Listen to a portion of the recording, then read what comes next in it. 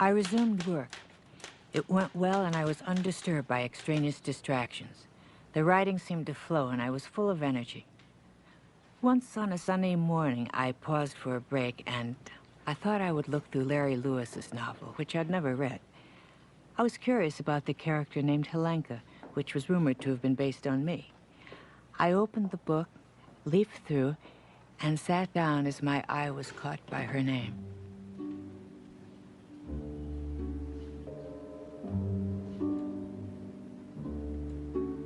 Helenka and I accidentally ran into one another one day while we were both buying tickets to a concert. I knew her because she was the lover of a man I knew quite well. Recently, they had decided to marry. This was a catastrophe for me personally, because from the first moment he had introduced me to her, I was in love with her. I convinced her to have a drink with me. It was the only time I'd ever been alone with her since we met. She was lovely, and I spoke too much and too rapidly because I was embarrassed over my feelings toward her, which I felt were painfully obvious.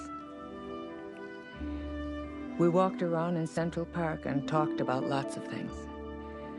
I told her about a book I was planning to write and my wanting to live out west.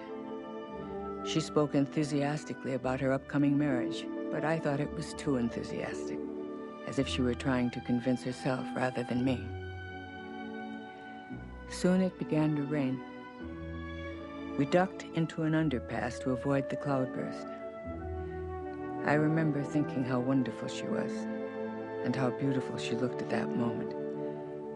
And I wanted to tell her so many things because my feelings were swirling so.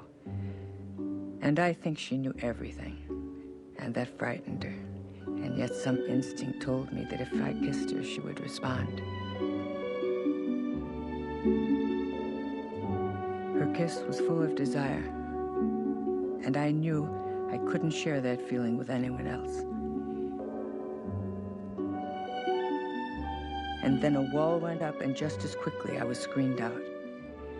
But it was too late, because I now knew that she was capable of intense passion if she would one day just allow herself to feel.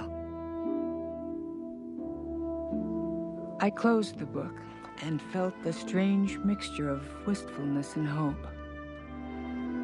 And I wondered if a memory is something you have or something you've lost. For the first time in a long time, I felt at peace.